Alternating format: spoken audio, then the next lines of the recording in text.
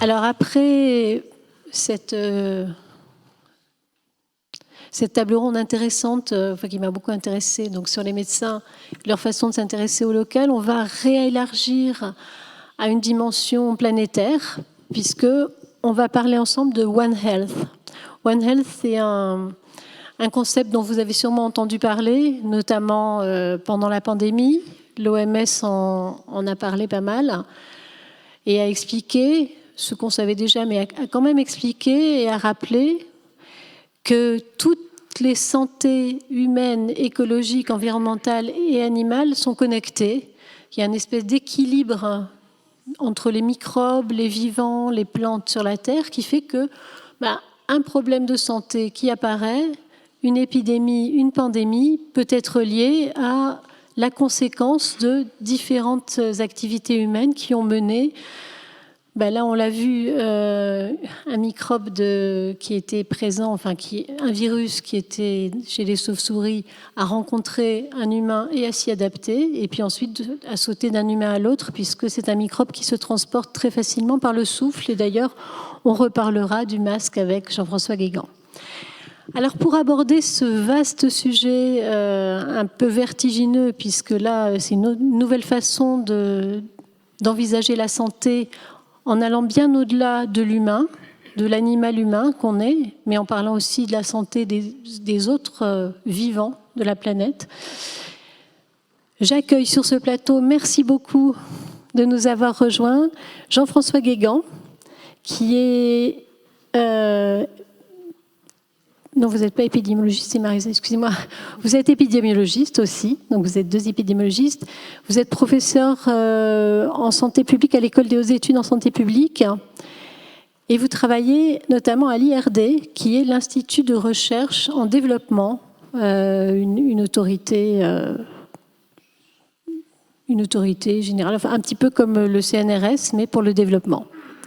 Voilà, Sébastien Gardon. Vous, Sébastien Gardon, vous œuvrez à VetAgroSup. Vous êtes aussi spécialiste de la santé publique et vous travaillez donc à l'École nationale vétérinaire à VetAgroSup. Marisa Père, on s'est déjà parlé, on a échangé plusieurs fois. Marisa, vous êtes épidémiologiste. Vous êtes responsable d'une unité de recherche au CIRAD. Le CIRAD, c'est le Centre de coopération internationale de recherche en agronomie, en agriculture et en développement. Et vous êtes, pour le CIRAD, la responsable du programme Présode, dont vous nous parlerez, j'espère, qui est un programme pour prévenir les zoonoses, comme celle du Covid, donc dans laquelle on est encore un peu plongé, même si on a tendance à l'oublier. Et enfin, Magali Hainaut, vous travaillez pour Boehringer Ingelheim. Magali, vous êtes directrice de l'innovation chez Boehringer Ingelheim. Et Boehringer est un laboratoire qui s'est beaucoup impliqué dans le One Health, ce que va nous expliquer Magali Hainaut. Voilà, merci d'être parmi nous.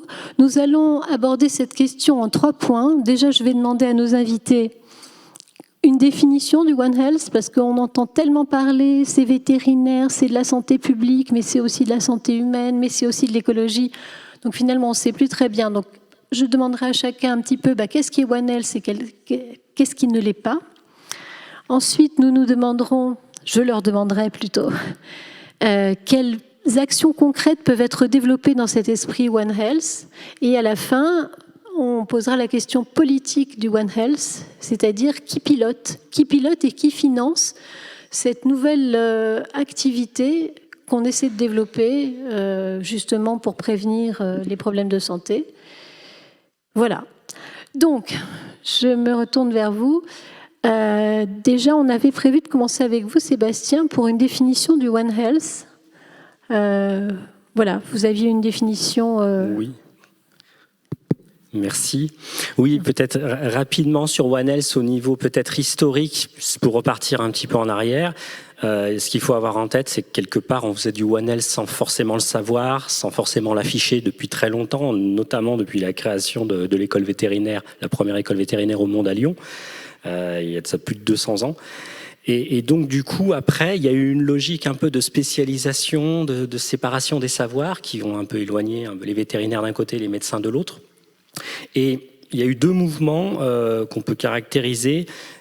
qui ont fait émerger cette thématique, cet affichage One Health. C'est les années 2000. Il y a plusieurs organisations internationales qui se sont positionnées sur ces sujets pour prévenir ou commencer à travailler sur des crises sanitaires. Et puis surtout avec la crise Covid qu'on a connue. Donc One Health, voilà, c'est une manière de redonner du sens, de relier un petit peu des savoirs qui se sont un peu séparés, des disciplines, des corporations qui se sont éloignées. Et ça prend du sens aujourd'hui avec la gestion des crises sanitaires. Merci. Magali Hainaut, pour vous chez Boehringer, donc un laboratoire pharma qui s'intéresse, qui s'implique dans ce concept de One Health, comment vous le définissez, vous, chez Boehringer ? Alors, les groupes d'experts définissent le One Health comme une approche intégrée et transversale qui tient compte des santé des hommes, des animaux et de l'environnement de façon durable. Pourquoi on s'y intéresse chez Boehringer ? Parce qu'on est présent à la fois sur les santé humaines et animales et il y a différents axes sur lesquels on est très focalisé. Le premier, et je pense le bon exemple du One Health, c'est l'antibiorésistance.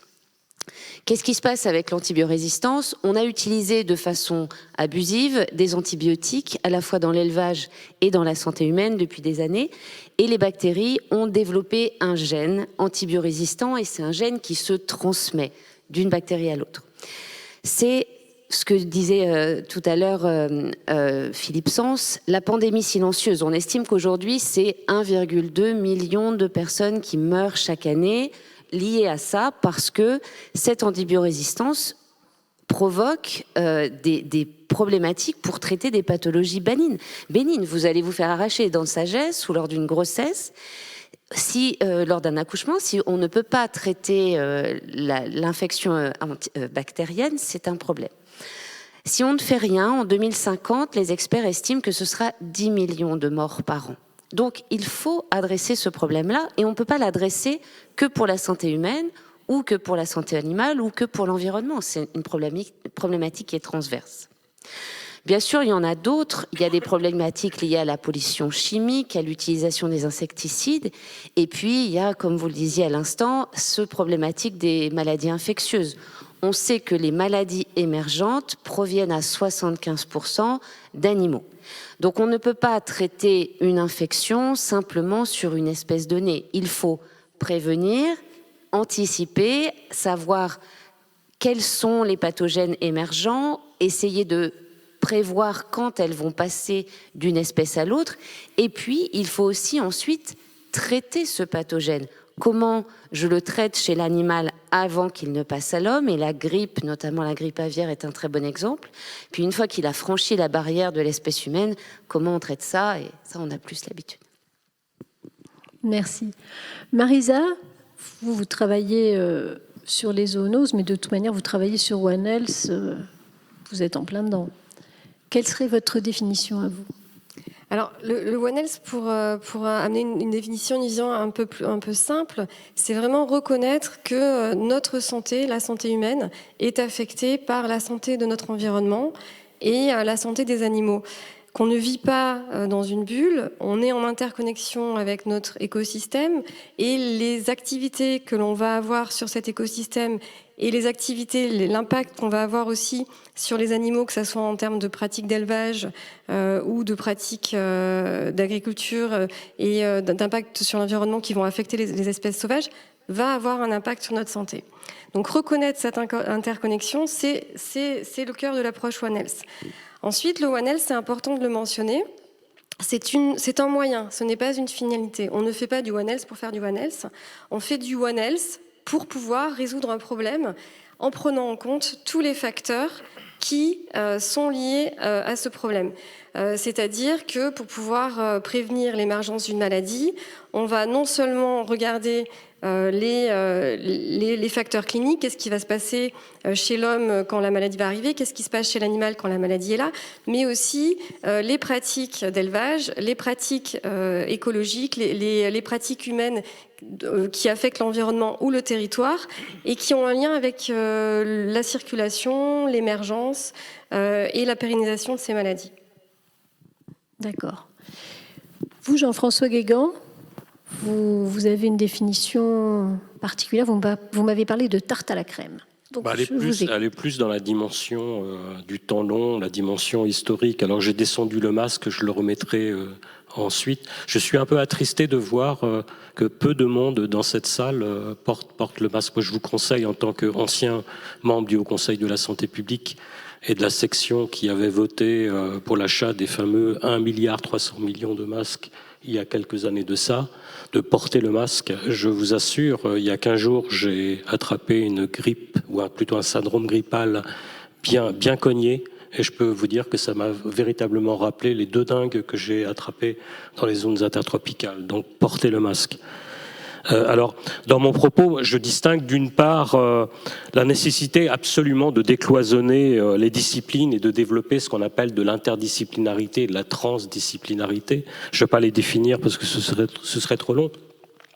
Et d'ailleurs, ceci est inscrit dans le concept One Health. Donc je distingue cette nécessité absolue en France, parce que si on ne le fait pas dans 10 ans, on en sera toujours au même stade. Nous avons des disciplines, des formations qui sont toujours encore beaucoup trop en silo.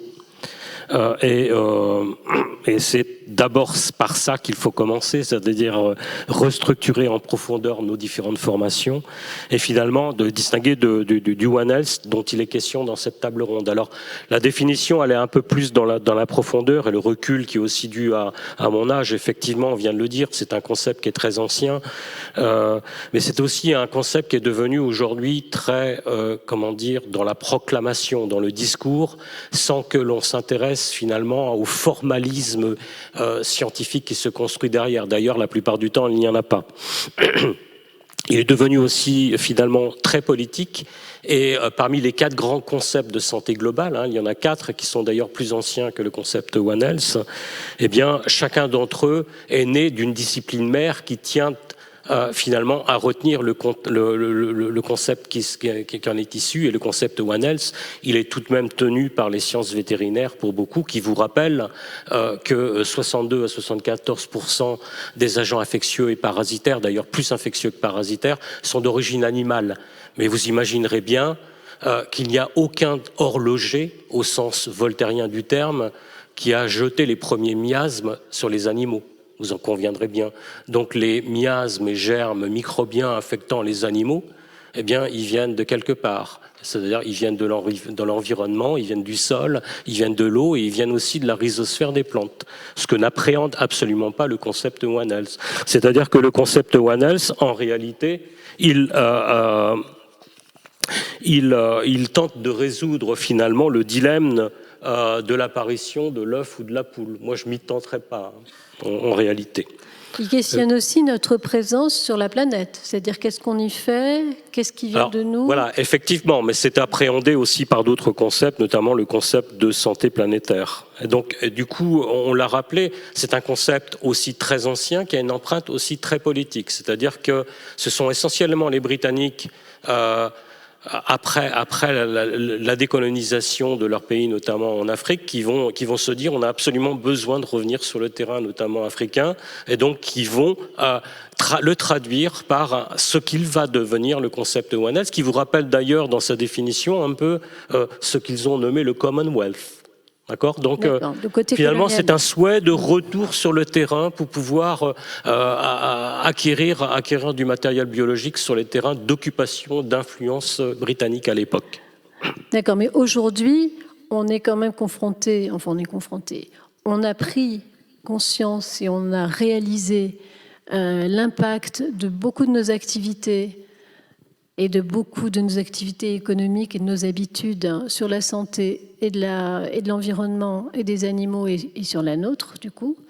Et donc, il faut faire des choses. Il y a des actions qui sont menées. On commence à essayer de mener des actions pour améliorer l'équilibre, ou en tout cas pour réduire les déséquilibres et pour réduire l'impact des produits, des molécules sur les bactéries qui deviennent résistantes aux antibiotiques, et ça c'est bien gênant pour nous.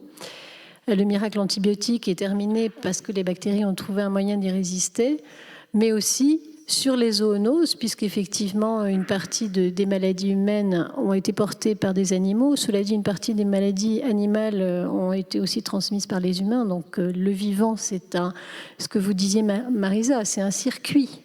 Donc voilà. Je vais vous demander maintenant, quelles sont les actions qu'on peut mener, que nous pouvons mener, que vous pouvez mener dans cet esprit, améliorer donc la santé au niveau de la planète.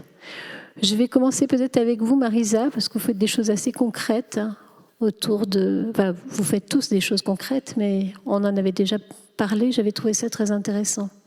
Oui, absolument. Alors, les solutions et l'objectif vraiment actuellement, alors pour contrebalancer un petit peu ce qui vient d'être dit, de l'approche One Health, c'est le local. La solution, elle est locale et elle doit être trouvée localement.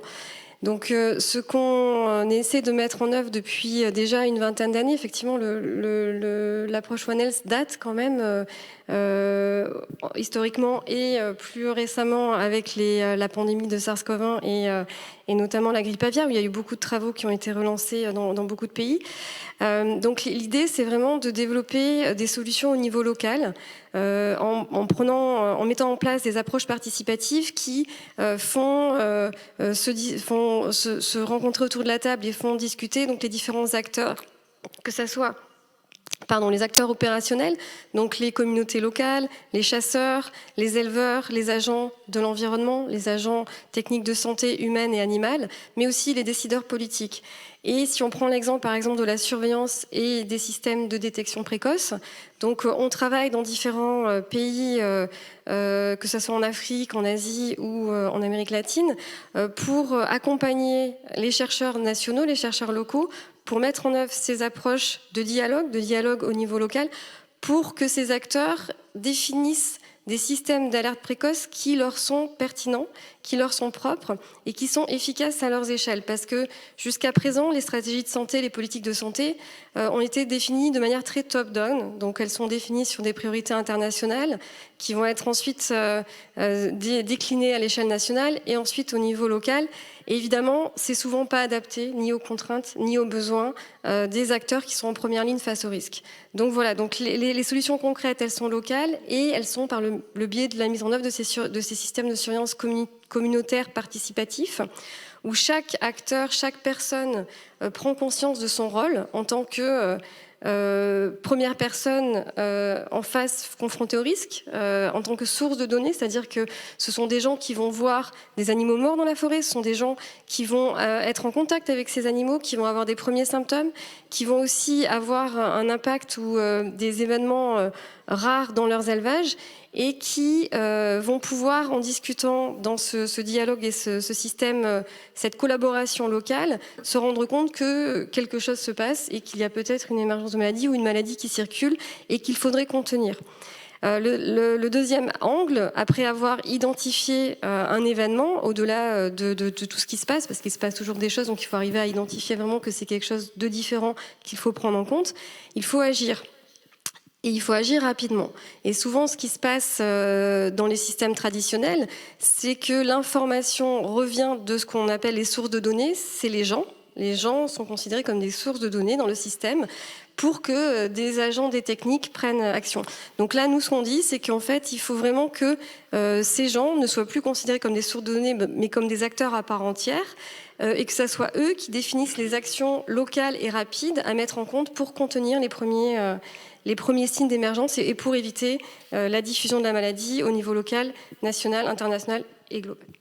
Oui, puisque l'idée, c'est donc que quand une maladie apparaît, et notamment si c'est une maladie mal identifiée, qu'on n'a pas l'habitude de voir, il va falloir prévenir plus loin. Il va falloir à la fois isoler un petit peu les malades pour éviter les contagions, tant qu'on n'a pas compris comment la maladie se transmet d'une personne à une autre, si elle se transmet d'une personne à une autre, ce qui n'est pas le cas de toutes les zoonoses. On a vu le MERS, je crois, c'était uniquement les dromadaires qui contaminaient les humains. Et puis ensuite, une fois qu'on a isolé les personnes, savoir comment prévenir autour, au local. Et vous me disiez, Marisa, une chose intéressante, vous avez travaillé en Indonésie et l'avantage du système indonésien, c'est que c'était un système local qui était devenu national et du coup, il n'y avait plus cette peur de penser la maladie est chez nous parce qu'il y a ce problème au local, enfin, quand on travaille avec les gens vrais. Oui, la stigmatisation, souvent on se rend compte que les gens n'osent pas déclarer parce que sinon ils vont être stigmatisés au niveau de leur communauté, parce qu'il va y avoir des conséquences à cette déclaration pour eux et pour les autres. Et même au niveau politique, on se rend compte que les responsables de district, les responsables de province, de département ne vont pas déclarer parce que politiquement, s'ils déclarent, c'est-à-dire qu'ils ont mal fait leur travail, ils n'ont pas contrôlé la maladie. En Indonésie, donc, ils ont déployé ces approches participatives pour construire des systèmes adaptés, qui sont basés aussi sur l'utilisation d'outils numériques, donc avec la technologie moderne on peut faire ça, qui permettent à tout le monde d'avoir l'information en temps réel partout. Ça veut dire qu'il va se passer quelque chose dans un petit village reculé dans une zone forestière, l'information va être arrivée en temps réel sur vos téléphones portables, et finalement cette stigmatisation va disparaître puisque dans différentes localités, des émergences ou des cas de maladie vont être déclarés en même temps. Donc plus de stigmatisation politique et une meilleure appropriation de cette notion de report qui permet de contrôler et de pouvoir prévenir les maladies. Mais là, on vient un peu dans une notion de santé publique. Justement, Sébastien Gardon, je voulais voir avec vous, je voulais vous demander, vous me parliez de l'importance de remettre en avant la santé publique pour aider ce concept. Oui, une des solutions et une des réponses justement qu'on peut mettre en place dans une stratégie One Health, c'est de favoriser cette culture de santé publique qui est assez peu présente en France. Jean-François Guégan en parlait à l'instant, que ce soit au niveau des citoyens, de la population et au niveau des professionnels aussi, parce qu'il y a une très faible attractivité des postes en santé publique. Encore plus du côté des médecins que du côté des vétérinaires. Moi, je m'occupe de la formation des inspecteurs de santé publique vétérinaire, qui sont donc les vétérinaires qui travaillent dans le champ de la santé publique vétérinaire. L'attractivité s'est améliorée, mais c'est pas encore complètement ça, parce qu'on manque de vétérinaires publics et privés en France.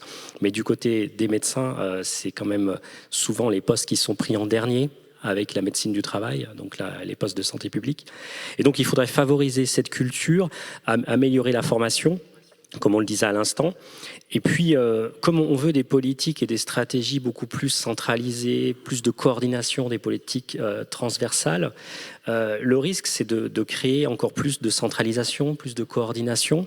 Et là, la réponse qu'on peut donner, la solution assez facile, c'est de passer par plus de socialisation et donc plus de formation, que les gens se connaissent davantage à travers la formation initiale qu'il faut sans doute repenser. On commence à faire des choses, on commence à intégrer des formations un peu One Health dans les facultés de médecine. On intervient, des personnes de l'école vétérinaire de Lyon interviennent à la faculté de médecine de Lyon. On a des médecins qui viennent aussi chez nous sur le campus vétérinaire. Donc on essaye de transformer ça, mais c'est quand même encore fragile. Il y a beaucoup de choses à développer. Et en formation continue, il y a plein de choses à faire aussi. On travaille donc, nous, plus particulièrement, moi je m'occupe de la formation des inspecteurs de santé publique vétérinaire à l'École nationale des services vétérinaires, qui est l'école en France qui forme ces personnes qui vont travailler sur ces questions à la fois d'hygiène alimentaire, de sécurité sanitaire des aliments et de santé animale dans une perspective One Health. Et on accueille aussi pas mal de vétérinaires étrangers en formation. Mais on essaye aussi de transformer la formation et d'intégrer tous les décideurs. Il y a eu la réforme de l'ENA il y a quelques années avec la mise en place d'un tronc commun entre toutes les grandes écoles auxquelles on participe nous aussi en tant qu'école de service public, École nationale des services vétérinaires. Et donc dans le tronc commun, on a aussi des interventions sur ces problématiques One Health. Donc on essaye d'ouvrir les décideurs sur ces questions-là. Donc tous les futurs décideurs, tous ceux qui sortent de ces grandes écoles seront formés aussi en partie à ces questions. Et là, on vient, c'est pas complètement officialisé, mais on devrait obtenir la création d'un institut One Health, porté en partie à Lyon, sur le site de Vétagro, et en partenariat avec d'autres écoles, qui a été créé dans le cadre d'une réponse à un appel à manifestation d'intérêt sur les maladies émergentes. Et donc là, l'idée, elle est vraiment très claire, c'est de former les décideurs français aux futures crises, à mieux anticiper, mieux prévenir ces crises. Donc voilà, la réponse, elle peut vraiment passer par ces canaux-là de formation, de socialisation, pour éviter ces silos et ces cloisonnements, ces frontières professionnelles et corporatistes. D'accord. Dans cette même idée donc, de faire tomber les silos, Magali, vous travaillez d'ailleurs, vous avez développé une chaire de médecine à la fois vétérinaire et humaine avec VetAgroSup. Absolument, nous sommes cofondateurs avec VetAgroSup de ce qu'on appelle le hub de santé publique vétérinaire, avec une chaire qui a pour objectif de travailler sur l'épidémiologie et d'essayer de mieux anticiper les évolutions de pathogènes et le franchissement des espèces. Donc ce hub VPH a pour vocation d'être vraiment la référence mondiale en santé publique vétérinaire. Il est ancré en région Rhône-Alpes et il regroupe 9 partenaires industriels, publics, privés, académiques, qui a vraiment pour objectif d'appréhender ces aspects-là avec des actions concrètes, les premières étant autour de la formation. Et on a reçu d'ailleurs récemment un master, des étudiants en master pour les intéresser à la santé vétérinaire. Donc effectivement, c'est des actions qu'on peut mener. J'en citerai bien une autre, je parlais d'antibiorésistance tout à l'heure. C'est compliqué aujourd'hui d'adresser cette problématique-là et on a décidé avec Evotech et Biomérieux de fonder une joint venture qui s'appelle Eurobac et qui sera aussi basée à Lyon et qui a pour objectif de lutter contre l'antibiorésistance. Alors, ça peut passer par la création d'un nouvel antibiotique chimique, parce que c'est toujours ce qu'on a su faire, mais on veut aussi adresser d'autres approches. Ça peut être des biothérapies, mais ça peut être aussi des biothérapies qui attaquent le pathogène directement ou qui travaillent sur le microbiote ou l'environnement direct de la bactérie avec des solutions comme des phages qui ont été identifiées il y a plusieurs dizaines d'années. Mais on a un problème de financement, pour en revenir avec ce qui a été dit sur les tables rondes précédentes.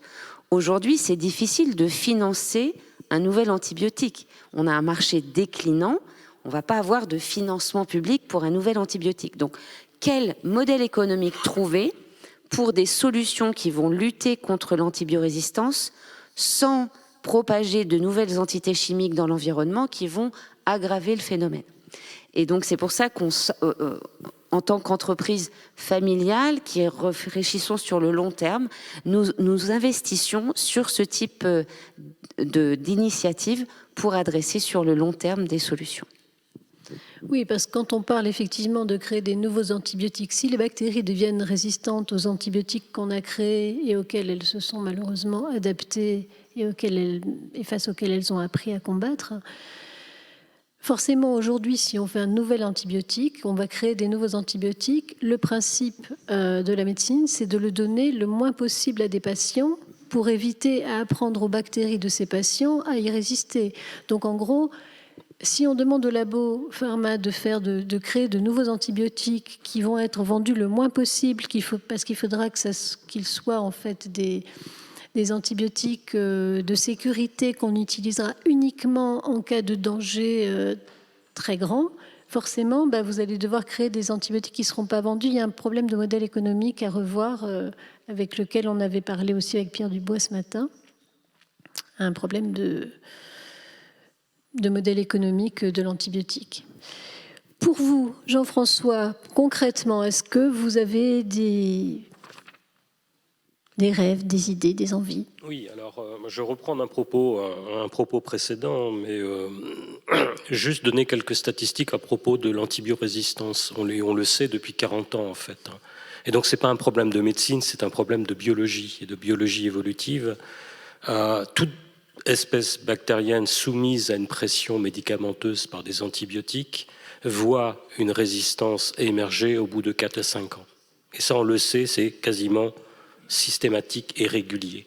Donc on aura beau trouver de nouvelles molécules, on aura toujours ce problème de résistance et qui pose bien le problème de l'utilisation parcimonieuse de ce type de médicament, qui est un véritable problème de santé publique, non seulement humaine, mais aussi vétérinaire. Et ça, on le sait, c'est un acquis de la science. Il n'y a même plus besoin de faire la recherche à ce sujet.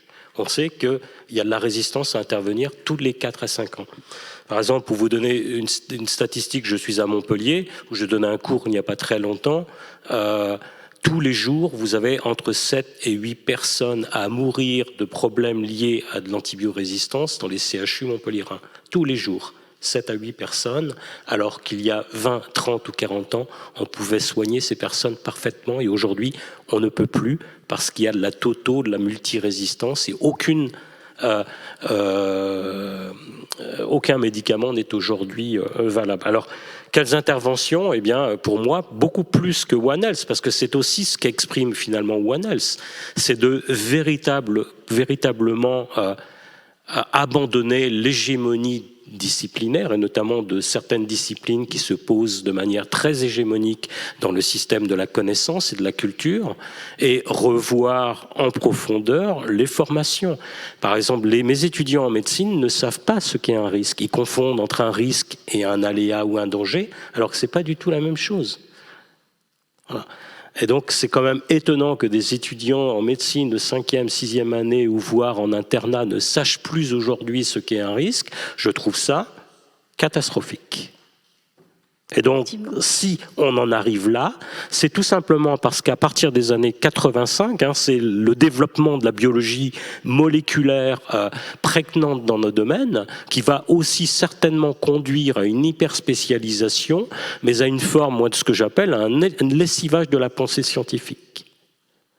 Et donc aujourd'hui, vous avez des tas de connaissances dans les différentes formations qui sont complètement oubliées, qui sont des formations de base. Donc s'il y a bien quelque chose par lequel il faut reprendre, eh bien c'est la formation multi- et transdisciplinaire. Et y réfléchir sérieusement, sinon dans 10 ans, face à ces crises environnementales, sanitaires ou d'autres types de crises, on en sera à se poser exactement les mêmes questions. D'accord. Oui, on parle beaucoup effectivement de revoir les formations, de faire tomber les silos sur une question qui est très multisectorielle et qui, en fait, on est allé des chasseurs aux chercheurs, en passant par les politiques nationaux, par les politiques locaux.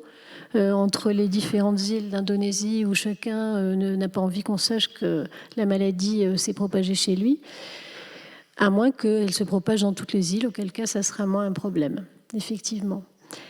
Donc, on va terminer cette rencontre par la question tout à fait politique de ce concept One Health, qui est qui pilote, puisque c'est un concept un peu différent, qui va le piloter? Est-ce que quelqu'un va s'y mettre? Ou alors est-ce que plusieurs personnes vont s'y mettre? Est-ce qu'elles vont arriver à travailler ensemble? C'est un petit peu la question de faire tomber les silos.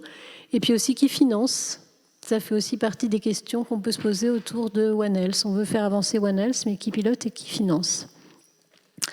Alors Marisa, j'aurais envie de savoir, vous, avec le CIRAD, qu'est-ce que j'avais prévu au début dans mon conducteur de terminer par vous, parce que vous aviez été un peu déçu par le pilotage récemment au sommet mondial de la santé, mais je vais quand même vous demander, parce que vous intervenez sur le terrain, qui pilote et est-ce que vous arrivez à piloter avec les autres? Alors c'est là que le bas blesse. C'est bien le problème, c'est que le concept du One Health, c'est de travailler tous ensemble. Et en fait, le pilotage conditionne le financement. Donc la responsabilité conditionne le financement. Donc on voit très bien, donc depuis 20 ans, ce concept s'est fortement développé, surtout dans les liens entre santé animale, santé humaine. L'environnement a été un peu oublié. Et là, c'est là qu'actuellement, c'est en train d'évoluer. Mais donc, des 20 dernières années, mettre en place des plateformes interministérielles One Health, c'est possible. On en a vu dans beaucoup de pays au sud, notamment, donc dans des pays en voie de développement. Arriver à collaborer au niveau interministériel, c'est possible. Quand il s'agit de décliner cette collaboration en action sur le terrain, alors là, c'est là qu'il ne se passe plus grand-chose, parce que qui prend la responsabilité, qui a les financements, et là, ça devient compliqué. Et chacun reste sur ses prégardés. Donc c'est ça qu'il va falloir faire avancer. Donc il y a eu cette prise de conscience médiatique en lien avec la crise Covid globale. Donc tout le monde s'accorde sur le concept, tout le monde est d'accord qu'il faut qu'on prenne en compte la santé de notre environnement, la santé des animaux, la santé des plantes, pour assurer notre propre santé et vice-versa. Par contre, ça reste encore un concept dans la tête de beaucoup de gens. Et juste pour reprendre cette anecdote dont je vous ai parlé, il y a 2 semaines, j'étais au sommet mondial de la santé, qui est donc le sommet mondial de la santé humaine, qui est piloté par l'organisme, donc le World Health Summit qui organise ça, et l'Organisation mondiale de la santé humaine, l'OMS.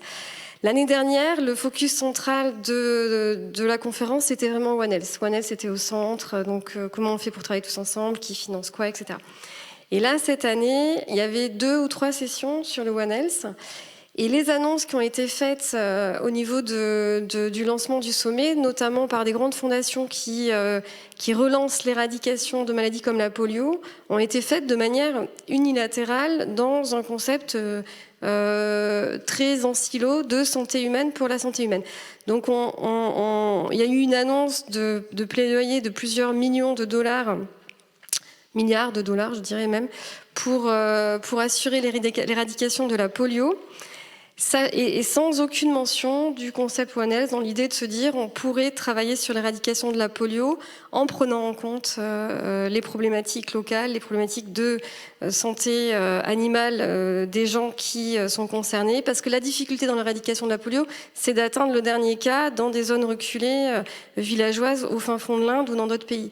Et on sait, on l'a vu, on l'a expérimenté dans les années 70, une façon pour pouvoir vacciner les enfants dans des communautés reculées a été de travailler en équipe interdisciplinaire avec des vétérinaires et des médecins qui sont allés sur le terrain. Et les gens étaient intéressés pour soigner leurs animaux. Donc ils venaient, ils prenaient conscience de la problématique de la polio, les médecins informaient les mamans qui allaient chercher leurs enfants et c'est comme ça qu'on arrivait à vacciner les enfants. Et donc, alors là, 50 ans après, et 2 ans après Covid, on fait une annonce d'éradication de la polio et on oublie complètement le concept. Donc, il y a encore du chemin. Mais le momentum est là, donc il faut rien lâcher. Et donc, c'est pour ça que nous, on est encore là, qu'on vient sur ces tables rondes pour en parler et qu'on va continuer à se battre pour arriver à vraiment transformer ce concept en réalité. Et je terminerai sur quelque chose de très très important, mais ça fait 20 ans qu'on le sait aussi et qu'on essaye de se battre contre ça. Pourquoi est-ce que cette annonce elle a été faite? On va financer l'éradication de la polio en parlant que de santé humaine. Parce qu'en fait, les financeurs, les bailleurs, comme les différents secteurs de santé, travaillent en silo au sein même de leurs organismes. C'est-à-dire qu'ils n'ont pas de modalité de financement du One Health. Quand on discute avec des fondations comme la Fondation Gates, ils ne savent pas comment financer le One Health parce qu'ils ont un secteur agriculture, un secteur santé humaine et un secteur environnement. Et voilà, et encore, on en est encore là, malgré la prise de conscience et 2 ans après le Covid. Merci. Sébastien Gardon, vous me disiez effectivement que vous avez remarqué que certains ministères, organismes avaient modifié leurs organigrammes, mais qu'au final, vous n'aviez pas l'impression qu'ils travaillaient vraiment différemment. Donc, est-ce que vous pouvez nous expliquer? Oui, effectivement, il y a eu des effets d'affichage suite à tout ce qui s'est passé. Et par exemple, si on parle du ministère de l'Agriculture dont on dépend, avec AgroSup, la Direction générale de l'alimentation a modifié son organigramme pour le rendre un peu plus One Health avec des services, des bureaux un peu plus transversaux. Mais dans les faits, ça n'a pas complètement modifié les relations avec les autres ministères.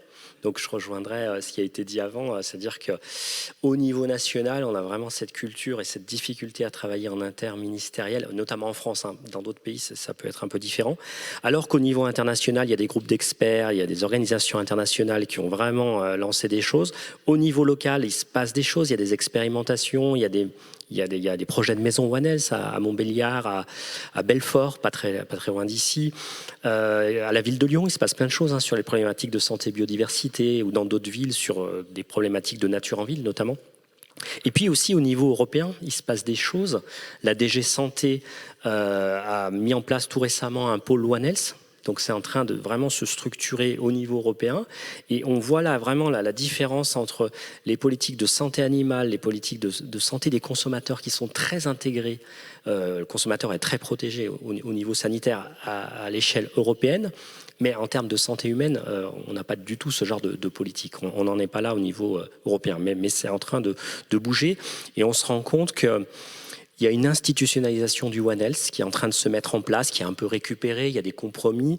Tout ça repasse un petit peu par ces cultures, ces modes et ces politiques publiques un peu qui fonctionnent en silo, un peu de manière corporatiste, mais ça bouge quand même. Les gens demandent en pratique, il est en train de se passer quelque chose et je pense qu'il faut voir comment ça va se traduire au niveau des politiques publiques dans les années à venir.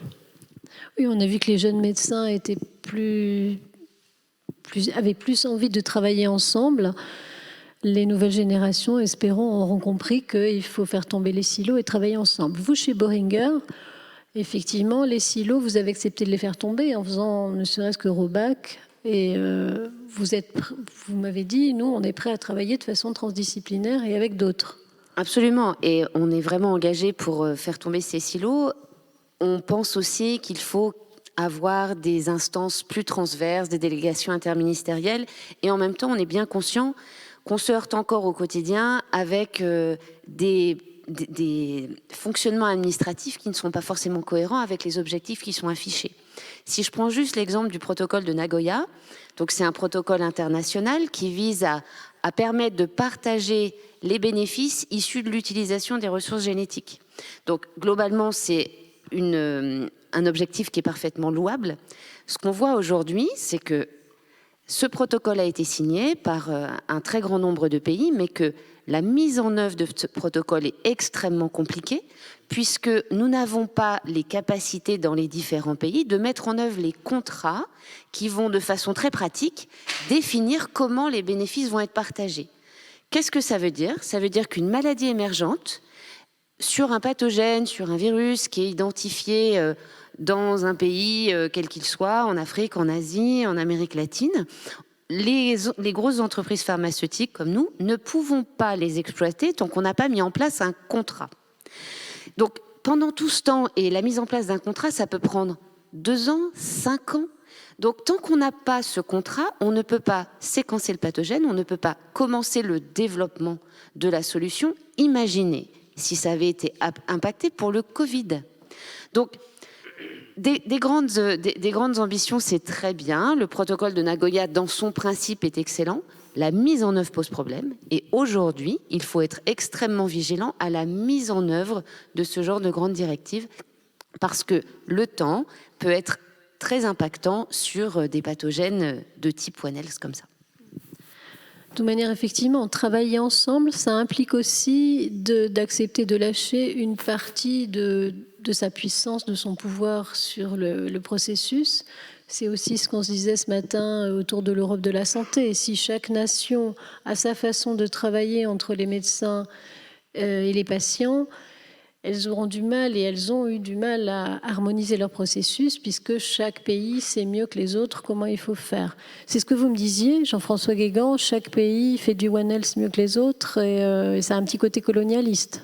Voilà, enfin, personnellement, je ne vais jamais collaborer avec quelqu'un ou avec une discipline qui va m'imposer son point de vue et sa manière de faire. Enfin, la recherche est d'abord l'échange d'idées.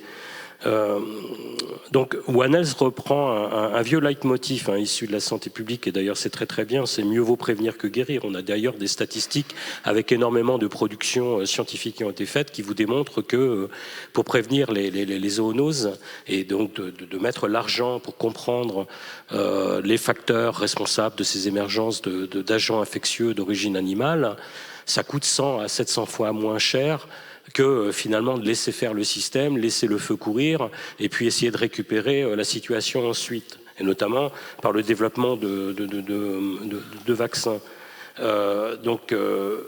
One Health reprend finalement ce concept qui est un vieux concept, c'est les années 1850 où se crée la santé publique humaine, j'entends là en Grande-Bretagne, notamment en Angleterre et en Écosse.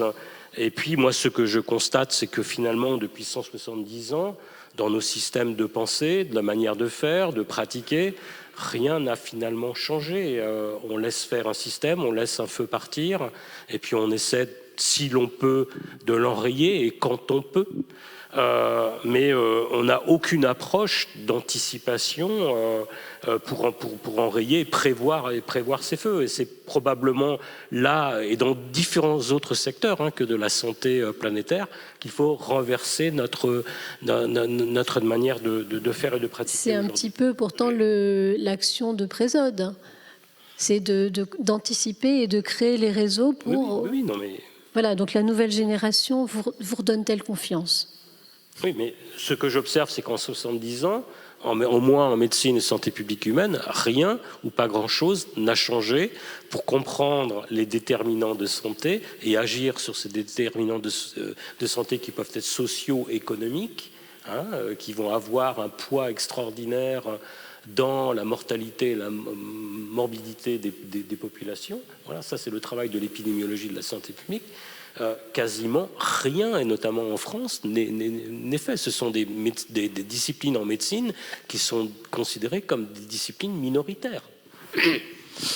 Mais avec les nouvelles générations, on voit que vous avez des idées, des envies, envie de travailler avec les populations, pas cette impression que c'est le national, voire l'international qui va vous dicter la manière de faire, puisque vous me disiez effectivement comment imposer de nouvelles procédures dans des villages si on ne prend pas en compte leurs contraintes, si ça ne correspond pas à leur mode de vie. Voilà, donc moi je compte sur les nouvelles générations pour que One Health devienne une réalité et qu'on voit la santé humaine autrement et qu'on se rende compte qu'on est un vivant parmi plein d'autres vivants et qu'on n'oublie pas qu'on est un animal primate très évolué, mais qu'on est aussi un animal sur Terre et qu'on doit avoir tous, y compris notre microbiote, on doit avoir tous une bactérie commune qui est notre ancêtre à tous. C'est la bactérie que certains chercheurs cherchent, la bactérie qui est l'ancêtre de tous les vivants de la planète. Voilà. Merci beaucoup à vous. J'espère que ça vous a intéressé.